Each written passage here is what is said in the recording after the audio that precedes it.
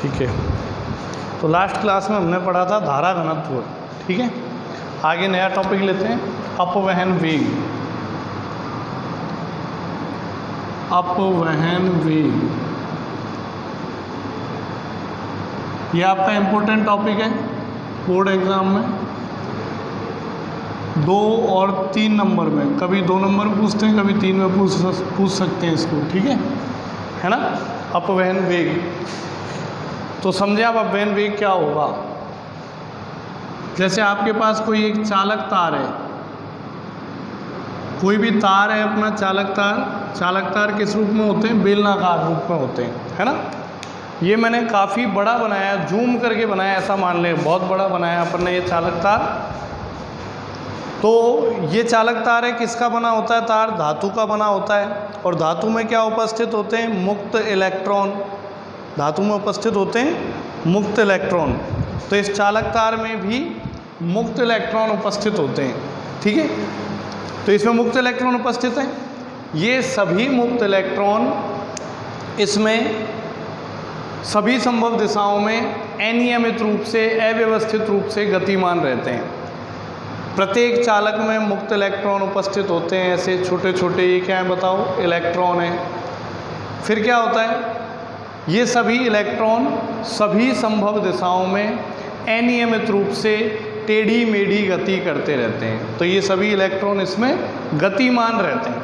ठीक है, जब ये इलेक्ट्रॉन गति करते हैं तो गति के दौरान ये एक दूसरे से टकराते हैं और इस पात्र की दीवारों से टकराते हैं, या ये जो चालक तार है इसकी बाह्य सतह से टकराते हैं। कैसे, जैसे मान लो ये एक इलेक्ट्रॉन इधर गति करता है, यहाँ टकराएगा, फिर यहाँ से ऐसे मुड़ जाएगा यूँ, फिर यहाँ दूसरे इलेक्ट्रॉन से टकराएगा, फिर टकरा के इधर मुड़ जाएगा यूँ, तीसरे इलेक्ट्रॉन से टकराएगा, फिर यहाँ से यूँ मुड़ जाएगा, ये दीवार से टकराएगा, फिर चौथे इलेक्ट्रॉन से टकराएगा, फिर दीवार से टकराएगा, फिर 5वें इलेक्ट्रॉन से टकराएगा।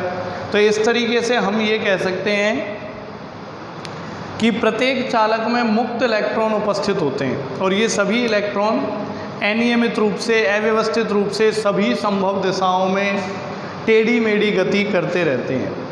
गति के दौरान ये सभी इलेक्ट्रॉन एक दूसरे से टकराते हैं और पात्र की दीवारों से टकराते हैं। तो टकराने से इनकी गति की दिशा और इनका वेग जो है वो परिवर्तित होता रहता है। ठीक है, तो इन सब का वेग क्या होता रहता है बताओ, परिवर्तित होता रहता है। लेकिन किसी भी चालक तार के लिए या किसी भी चालक तार में उपस्थित सभी इलेक्ट्रॉनों का औसत वेग निकाला जाए तो औसत वेग क्या निकल के आएगा बताओ, 0। कितना निकल के आएगा बताओ, 0। कैसे, जैसे मान लेते हैं कि इस चालक तार में n इलेक्ट्रॉन उपस्थित हैं, स्मॉल n इलेक्ट्रॉन उपस्थित हैं। माना इस चालक तार में कितने इलेक्ट्रॉन उपस्थित हैं, स्मॉल n। तो सभी इलेक्ट्रॉनों की अपनी अपनी चाल होगी। मान लेते हैं इनकी प्रारंभिक चाल कितनी है, u1 u2 u3 ... un, ऐसा मान लें, है ना। प्रत्येक इलेक्ट्रॉन की अपनी अपनी चाल होगी क्योंकि वो गतिमान रहते हैं। तो किसी समय पर या t = 0 समय पर या प्रारंभ में, मतलब किसी भी समय पर इन इलेक्ट्रॉनों की चाल, पहले इलेक्ट्रॉन की मान लेते हैं u1, दूसरे की u2, तीसरे की u3। वेग, ये वेग मान लेते हैं। तो प्रत्येक इलेक्ट्रॉन का वेग अपन ने अलग अलग मान लिया है। तो जब तक ये चालक तार किसी बाह्य विद्युत स्रोत से जुड़ा नहीं है तब तक इन सभी इलेक्ट्रॉनों का जो औसत वेग है, u एवरेज मतलब होता है औसत। तो इन सभी इलेक्ट्रॉनों का जो औसत वेग है, औसत कैसे निकालते हैं, प्रेक्षणों का योग और बटे प्रेक्षणों की संख्या, ऐसे निकालते हैं। तो इन सभी इलेक्ट्रॉनों का औसत वेग क्या रहेगा बताओ, 0। क्यों रहेगा 0, जैसे मान लो कोई इलेक्ट्रॉन इस दिशा में गति कर रहा है, दूसरा इलेक्ट्रॉन इस दिशा में गति कर रहा है, तीसरा इस दिशा में गति कर रहा है, चौथा इस दिशा में गति कर रहा है।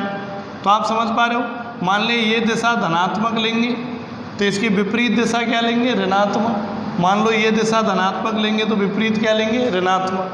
तो कुछ वेग जो होंगे वो धनात्मक होंगे और कुछ वेग क्या होंगे, ऋणात्मक। लेकिन जब सभी को जोड़ा जाएगा तो कुछ धनात्मक और कुछ ऋणात्मक होंगे तो वो एक दूसरे को निरस्त कर देंगे।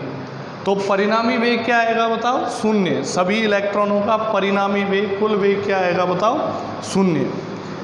या फिर दूसरे शब्दों में ऐसे मान लो कि ये सभी इलेक्ट्रॉन गतिमान हैं, लेकिन फिर भी ये चालक तार के बाहर नहीं आ सकते। अपन को पता है मुक्त इलेक्ट्रॉन या आवेश जो है वो धातु के अंदर ही गतिमान होता है, हवा में थोड़ी निकल के आता है, नहीं आता। तो मतलब ये सभी इलेक्ट्रॉन गतिमान है, फिर भी चालक तार के बाहर नहीं आ सकते।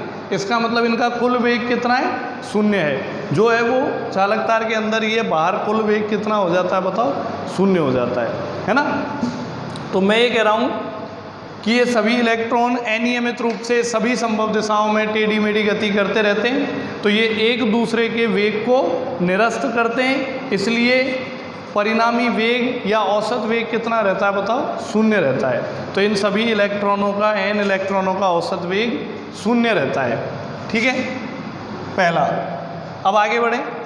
अब मान लें यदि इस चालक तार को किसी विद्युत स्रोत से जोड़ दिया जाए, किसी बैटरी या सेल से जोड़ दिया जाए, तो क्या परिवर्तन आएगा? तो परिवर्तन देखो आप, ये चालक तार है, इस चालक तार को हमने क्या किया? किसी विद्युत स्रोत से जोड़ दिया, कोई सेल या बैटरी से। जैसे मान लें ये एक सेल लगा दिया, इस सेल से जोड़ दिया, V वोल्ट का सेल लगा दिया। जो सेल है इसके सिरों पर विभवांतर कितना मान लिया अपन ने? V। तो अपन ने क्या किया बताओ? V वोल्ट का ये सेल लगा दिया इस तरीके का। तो अब अपन पता करना चाहेंगे कि इन इलेक्ट्रॉनों की गति पर क्या प्रभाव पड़ेगा। तो इलेक्ट्रॉनों की गति पे क्या प्रभाव पड़ेगा? देखो आप कि जैसे हमने यहाँ विभव लगाया तो ये सिरा क्या बन गया? धन सिरा बन गया, और ये वाला सिरा क्या बन गया बताओ? ऋण सिरा बन गया। तो यहाँ पे इस चालक तार में विद्युत क्षेत्र उत्पन्न होगा। तो विद्युत क्षेत्र की दिशा क्या होती है? धनावेश से ऋणावेश की ओर। तो यहाँ पे विद्युत क्षेत्र उत्पन्न हो जाएगा धनावेश से ऋणावेश की ओर। माना ये विद्युत क्षेत्र कितना है? E हो गया। तो यहाँ इस चालक तार में विद्युत क्षेत्र उत्पन्न हो गया। अब आपने पहले पाठ में पढ़ा है कि अगर विद्युत क्षेत्र उपस्थित है और इसमें कोई आवेश रख दिया जाए, Q आवेश, तो इस पे विद्युत बल लगेगा। कितना बल लगेगा? F बराबर QE। कितना बल लगेगा? F बराबर QE। पहले पार्ट में पढ़ा है। E विद्युत क्षेत्र में Q आवेश रख दिया जाए तो इस पे कितना बल लगेगा? F बराबर QE। और ये बल कब लगेगा? अगर ये धनावेश है तो बल किस दिशा में लगेगा? विद्युत क्षेत्र की दिशा में। और अगर ऋणावेश है तो बल किस दिशा में लगेगा? विद्युत क्षेत्र के विपरीत दिशा में। आपको ध्यान रखना है, धनावेश पे बल विद्युत क्षेत्र की दिशा में और ऋणावेश पे बल विद्युत क्षेत्र के विपरीत दिशा में। तो अगर हम यहाँ बात करें तो इस चालक तार में क्या उपस्थित हैं? मुक्त इलेक्ट्रॉन उपस्थित हैं। और हमने इसको जब सेल से जोड़ा तो विद्युत क्षेत्र उत्पन्न हो गया। तो यहाँ इस चालक तार में विद्युत क्षेत्र उत्पन्न हो गया और इसमें इलेक्ट्रॉन उपस्थित हैं। इलेक्ट्रॉन, तो इलेक्ट्रॉन कैसे होंगे? ऋणावेशित कण। बोलो होंगे या नहीं? इलेक्ट्रॉन कैसे होंगे? ऋणावेशित कण। तो ऋणावेश उपस्थित है विद्युत क्षेत्र में, तो इस पे विद्युत बल लगेगा। और विद्युत बल किस दिशा में लगेगा बताओ? विद्युत क्षेत्र के विपरीत दिशा में। किधर लगेगा विद्युत बल? विद्युत क्षेत्र के विपरीत दिशा में। तो इस चालक तार में जितने भी इलेक्ट्रॉन उपस्थित हैं, उन सभी इलेक्ट्रॉनों पर विद्युत क्षेत्र के विपरीत दिशा में एक बल लगेगा, वैद्युत बल लगेगा। तो विद्युत क्षेत्र के विपरीत दिशा में बल लगने के कारण ये सभी इलेक्ट्रॉन इस दिशा में धीरे धीरे गतिमान होने लगेंगे। धीरे धीरे ये सभी इलेक्ट्रॉन इस दिशा में गतिमान होने लगेंगे या नहीं? तो बताओ प्रत्येक इलेक्ट्रॉन पर कितना बल लगेगा? तो विद्युत क्षेत्र की उपस्थिति में प्रत्येक इलेक्ट्रॉन पर लगने वाला बल F बराबर QE। बोलो भाई। और इलेक्ट्रॉन का आवेश कितना होता है? E माइनस E होता है ना। इलेक्ट्रॉन का आवेश कितना होता है? E 1.6 × 10⁻⁻19। और ऋणावेश है इसलिए मैंने क्या लिख दिया इसको बताओ? -E लिख दिया। समझ में आया? इलेक्ट्रॉन पर आवेश E। अब आगे आओ, बल की जगह क्या लिख सकते हैं अपन? ma बल की जगह क्या लिख सकते हैं, एम ई।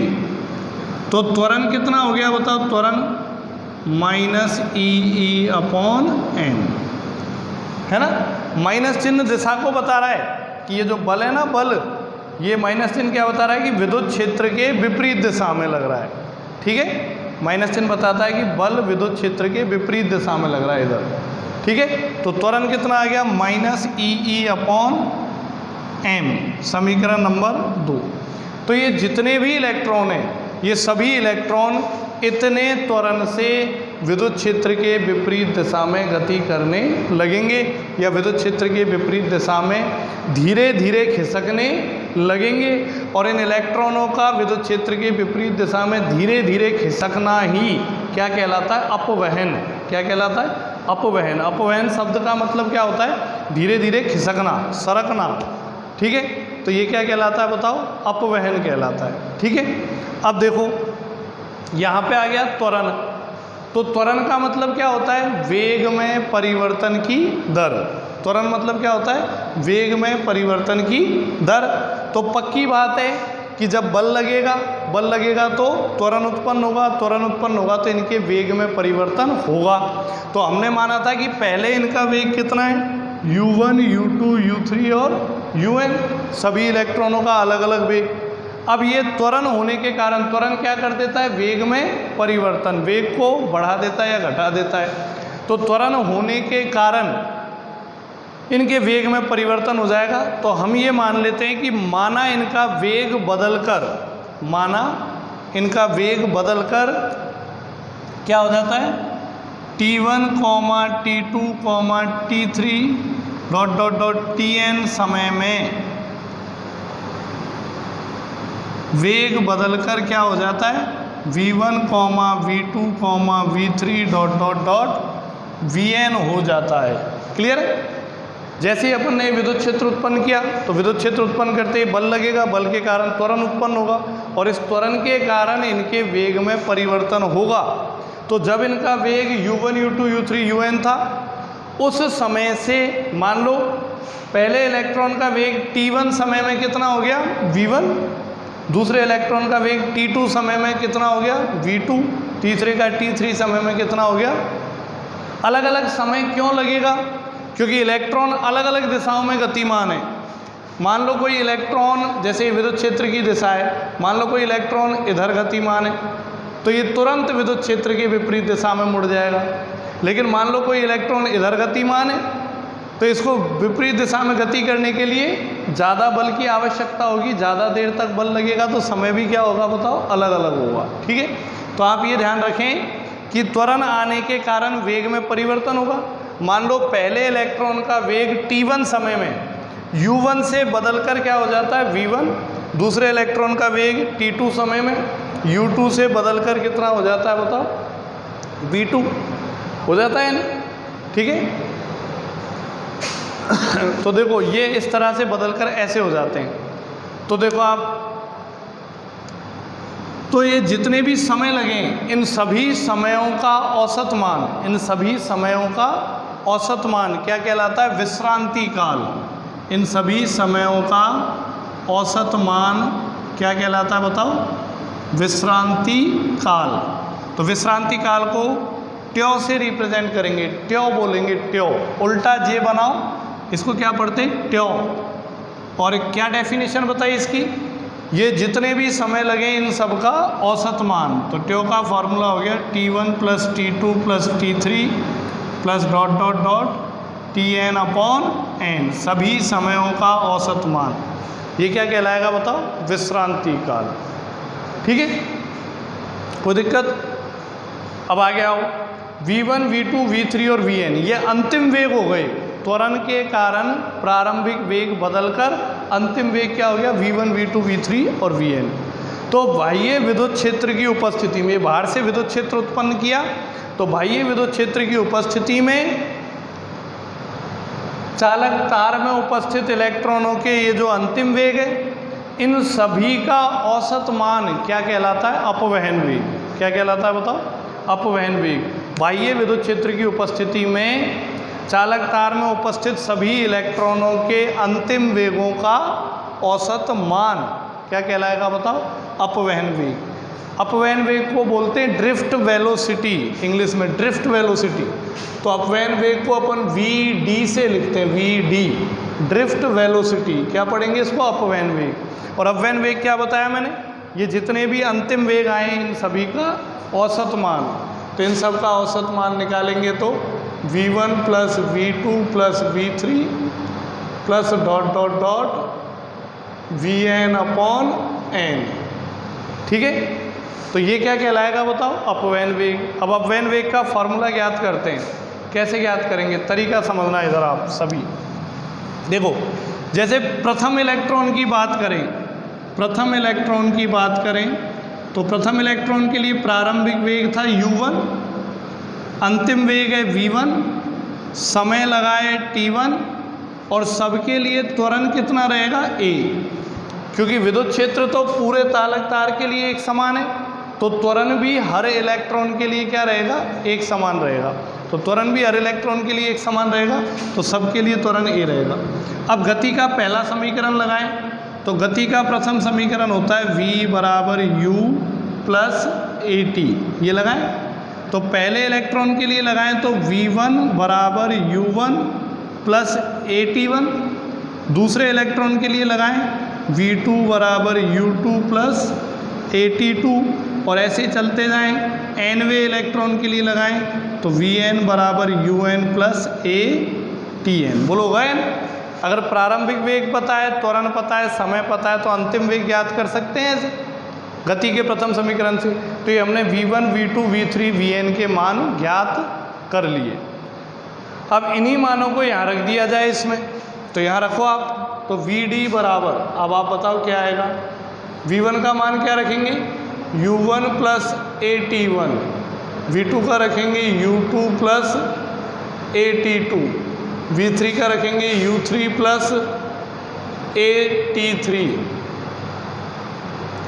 और plus dot dot dot vn का रखेंगे un प्लस atn और भाग किसका लगाएंगे इसमें बताओ? n का। सही है। अब थोड़ा सा इनको सेट करो, तो कैसे सेट करेंगे देखना आप यहाँ पे। इधर देखो, vd बराबर, देखो पहले ये वाले जोड़ दो, u1 plus u2 plus u3 dot dot dot un।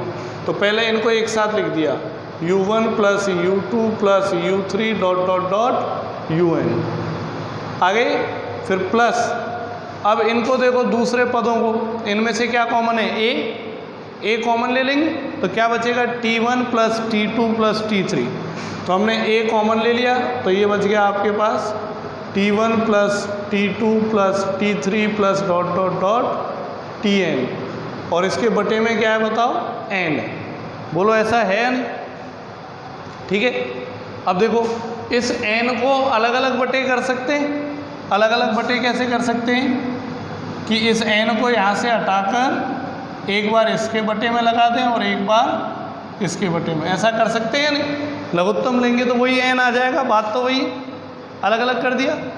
अब देखो आप समीकरण 1 से देखो, समीकरण 1 क्या कहता है? u1 plus u2 plus u3 plus dot dot dot un upon n, इसका मान क्या होगा? 0। तो vd बराबर, इसका मान तो आ गया 0, प्लस a का मान रखो, a का मान ये रहा माइनस ई अपॉन m और गुणा t1 plus t2 plus t3 dot dot dot tn upon n। इसको क्या बताया था? विश्रांति काल। तो विश्रांति काल ट्यो से लिखेंगे, ट्यो। तो आपके पास अपवहन वेग का फॉर्मूला आ गया vd बराबर माइनस ई ट्यो अपॉन m। यह अपवहन वेग का फॉर्मूला आ गया माइनस ई ट्यो अपॉन m। ई क्या है यहाँ पे? इलेक्ट्रॉन पर आवेश, ये वाला ई विद्युत क्षेत्र, ये ट्यो क्या है? विश्रांति काल, और m क्या है? इलेक्ट्रॉन का द्रव्यमान। तो यह आ गया अपवहन वेग। इंपॉर्टेंट टॉपिक है, एक बार फिर से सुने आप इसको, फिर से सुने कि क्या होगा। प्रत्येक चालक में मुक्त इलेक्ट्रॉन उपस्थित होते हैं। ये इलेक्ट्रॉन सभी संभव दिशाओं में अनियमित रूप से गतिमान रहते हैं। ठीक है, गति के दौरान ये इलेक्ट्रॉन पात्र की दीवारों से टकराते हैं और एक दूसरे से टकराते हैं, तो टकराने से इनकी गति की दिशा और वेग लगातार परिवर्तित होते रहते हैं, जिससे ये टेढ़ी मेढ़ी गति करते हैं, जिगजैग गति करते हैं। जिगजैग मतलब टेढ़ी मेढ़ी, इसको यादृच्छिक गति भी कहते हैं। ठीक है, तो ये जिगजैग गति करते हैं। लेकिन यदि बाह्य विद्युत स्रोत नहीं जुड़ा हुआ है तो उस अवस्था में इन सभी इलेक्ट्रॉनों के वेगों का औसत मान सदैव कितना रहेगा बताओ? शून्य। जब बाह्य विद्युत क्षेत्र नहीं जुड़ा हुआ है उस अवस्था में इन सभी इलेक्ट्रॉनों के वेगों का औसत मान क्या रहेगा? शून्य रहेगा, क्योंकि ये सभी संभव दिशाओं में तो दिशा के आधार पर वेग धनात्मक और ऋणात्मक होंगे जो एक दूसरे को निरस्त करेंगे। ठीक है, लेकिन जैसे ही बाह्य विद्युत स्रोत जोड़ा जाता है, तो जैसे हमने सेल जोड़ दिया, तो क्या होगा? इस चालक तार में विद्युत क्षेत्र उत्पन्न हो जाता है, और विद्युत क्षेत्र उत्पन्न हो जाता है तो इसमें इलेक्ट्रॉन उपस्थित हैं, और हमें पता है जब विद्युत क्षेत्र में कोई आवेश उपस्थित हो तो उस पर बल लगता है। अगर ऋणावेश है तो बल किधर लगेगा? विद्युत क्षेत्र के विपरीत दिशा में। तो हम ये कहेंगे कि जब बाह्य विद्युत स्रोत से जोड़ा जाता है तो विद्युत क्षेत्र उत्पन्न होता है, जिससे सभी इलेक्ट्रॉनों पर विद्युत क्षेत्र के विपरीत दिशा में बल लगता है। और कितना बल लगता है? F बराबर QE। और Q क्या है? आवेश। तो आवेश कितना? इलेक्ट्रॉन का आवेश ऋणात्मक होता है तो माइनस ही लिख दिया। ठीक है, यहाँ माइनस चिन्ह बताता है कि बल जो है वो विद्युत क्षेत्र के विपरीत दिशा में लग रहा है। तो इससे अपन ने त्वरण ज्ञात कर लिया। अब त्वरण आते ही आपके दिमाग में आना चाहिए, त्वरण का मतलब होता है वेग में परिवर्तन, मतलब इलेक्ट्रॉनों के वेग में परिवर्तन हो गया होगा। तो ये जो इलेक्ट्रॉनों के प्रारंभिक वेग अपन ने माने थे U1 U2 U3 UN, तो त्वरण के कारण इनके वेग T1 T2 T3 Tn समय में बदल कर क्या हो जाते हैं? V1 V2 V3 और Vn हो जाते हैं। ठीक है, ये अब बताओ, ये जितने भी समय लगे इन सभी समयों का औसत मान क्या कहलाता है बताओ? विश्रांति काल कहलाता है। और ये जितने भी अंतिम वेग हैं इन सभी अंतिम वेगों का औसत मान क्या कहलाता है बताओ? अपवहन वेग कहलाता है। ठीक है, अब ये कैसे ज्ञात करेंगे? गति के प्रथम समीकरण से। इनको यहाँ रखो, सबको जोड़ के हल करो तो ये फॉर्मूला आ जाएगा। ठीक है, तो ये तो था कि अपवहन वेग का फॉर्मूला आया कैसे, इसका डेरिवेशन। अब यदि बड़ा क्वेश्चन आता है 3 नंबर में तो ये आपको पूरा करना होगा, जो लैंग्वेज मैंने बोली है वो सब लिखनी होगी आपको। और अगर छोटा क्वेश्चन आता है 1 नंबर में या 2 नंबर में तो उस केस में अपवहन वेग की डेफिनेशन और फॉर्मूला लिखना होता है। ठीक है, तो मैं आपको बताऊंगा कि इसकी डेफिनेशन क्या बनेगी। अभी तक एक अच्छी वाली डेफिनेशन नहीं आई लैंग्वेज में, तो देखो आप, ये अपवहन वेग आ गया सदिश रूप में, ऐसे लिखेंगे वेग सदिश राशि है और विद्युत क्षेत्र सदिश राशि है, इन पे सदिश का चिन्ह लगा देंगे। बाकी अदिश राशियाँ हैं, समय अदिश राशि है, द्रव्यमान अदिश राशि है और आवेश भी अदिश राशि है। तो ये बता रहा है कि अपवहन वेग विद्युत क्षेत्र के विपरीत दिशा में होगा। जो वेग होगा, जितने वेग से इलेक्ट्रॉन जाएंगे, जैसे मान लो ये अपवहन वेग से जा रहा है तो विद्युत क्षेत्र के विपरीत दिशा में होगा। अगर इसका परिमाण लेना चाहें, दिशा नहीं लें, केवल परिमाण लें, तो फिर माइनस का चिन्ह नहीं आएगा, फिर क्या आएगा? E/T/m, ये आएगा। ठीक है, अब परिभाषा क्या बनेगी? परिभाषा समझना अपवहन वेग की, शॉर्ट एंड सिंपल। देखो, जब विद्युत क्षेत्र हमने लगाया तो सभी इलेक्ट्रॉन विद्युत क्षेत्र के विपरीत दिशा में जाने लगे। धीरे धीरे एक नियत वेग प्राप्त कर लेते हैं, जिस वेग को अपन क्या बोलते हैं? अपवहन वेग। मतलब जितने वेग से ये इलेक्ट्रॉन इस दिशा में जा रहे हैं उसी वेग को क्या बोलते हैं अपन? अपवहन वेग कहते हैं। तो ये अपवहन वेग की डेफिनेशन क्या होगी? ध्यान से सुनना। बाह्य विद्युत क्षेत्र की उपस्थिति में, बाह्य विद्युत क्षेत्र की उपस्थिति में किसी चालक में उपस्थित मुक्त इलेक्ट्रॉनों द्वारा विद्युत क्षेत्र के विपरीत दिशा में प्राप्त किया गया न्यूनतम एवं नियत वेग। ठीक है, फिर से समझना।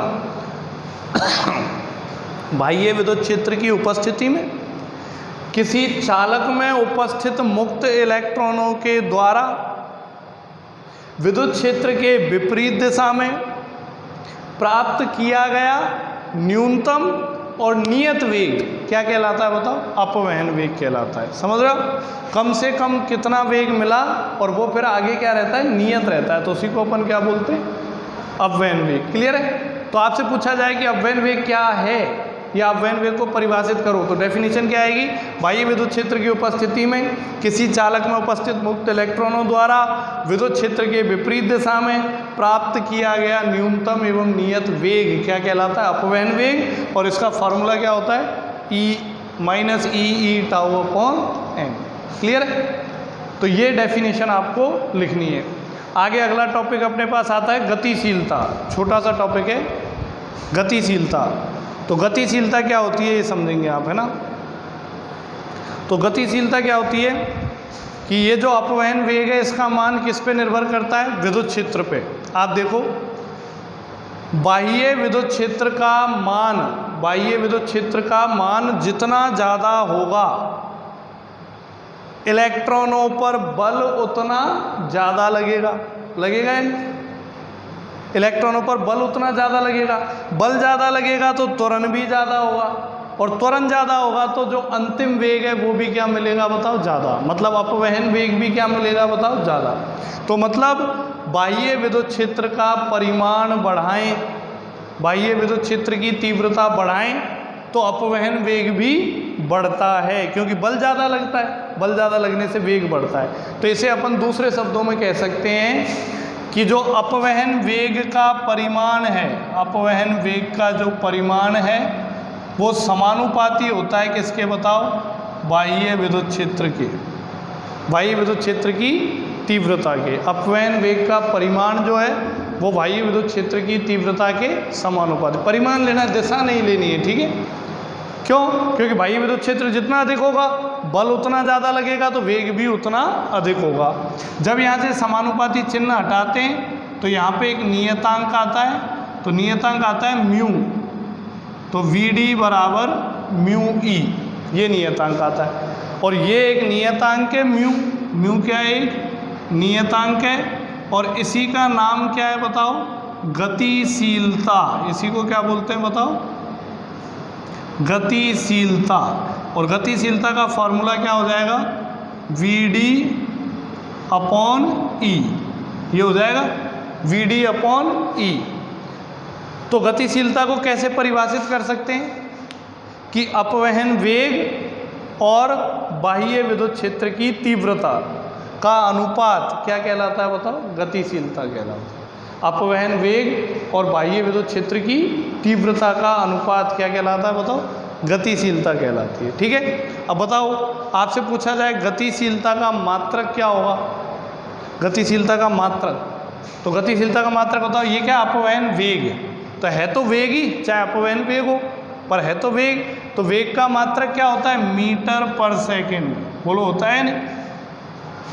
और विद्युत क्षेत्र की तीव्रता का मात्रक होता है वोल्ट पर मीटर। पहले चैप्टर में बताया मैंने, विद्युत क्षेत्र की तीव्रता का मात्रक क्या होता है? वोल्ट पर मीटर। तो ये पलट के ऊपर चले जाएंगे तो मात्रक क्या आ गया? मीटर स्क्वायर बटे वोल्ट सेकेंड। मीटर स्क्वायर बटे वोल्ट सेकेंड आया है नहीं? तो गतिशीलता का मात्रक होगा मीटर स्क्वायर बटे वोल्ट सेकेंड। क्लियर है? तो ये थी आपके पास गतिशीलता, है ना? अब बात करें इसकी विमा क्या होगी। विमा पूछ ले आपसे, विमा क्या होगी? तो विमा कैसे निकालते हैं देखो आप। तो इसका मात्रक क्या है आपके पास? मीटर स्क्वायर बटे वोल्ट सेकेंड। तो विमा कैसे निकालेंगे समझना। देखो, मीटर स्क्वायर बटे वोल्ट सेकेंड। तो आप देखो, मीटर का मतलब लंबाई, तो लंबाई की विमा क्या हो जाएगी? L1 और स्क्वायर करें तो L2। ठीक है? सेकेंड का मतलब समय, समय की विमा क्या हो जाएगी बताओ? T1, टाइम एक बार आ गया। ठीक है? अब वोल्ट, वोल्ट क्या होता है? विभव। वोल्ट क्या होता है? विभव। और विभव का फॉर्मूला होता है कार्य बटे आवेश। कार्य बटे, तो देखो आप कार्य की विमा क्या होती है? कार्य की आप निकाल के देखना, बल गुना विस्थापन से कार्य की विमा आएगी m1 L2 T-2। और आवेश की विमा पहले चैप्टर में बताई थी T1 A1। तो भाग लगाओ इसका, तो कितना आएगा? कार्य की विमा समझ में आई? कार्य मतलब बल गुना विस्थापन, बल की विमा लिखो। और विस्थापन की लिख दो तो ये आ जाएगी। और नीचे आवेश की विमा लिखो T1 A1 लिख दिया। अब भाग लगाओ तो M1 L2 T-3 A-1, ये किसकी विमा आ गई? विभव की। विभव मतलब वोल्ट की। तो ये वाली आप यहाँ लिख सकते हो, वोल्ट की जगह क्या लिख देंगे? M1 L2 T-3 A-1। अब इसको आप हल कर लो तो गतिशीलता की विमा क्या आ जाएगी? देखो M1 को ऊपर ले जाएं तो M-1, L2 से L2 कैंसिल तो L0,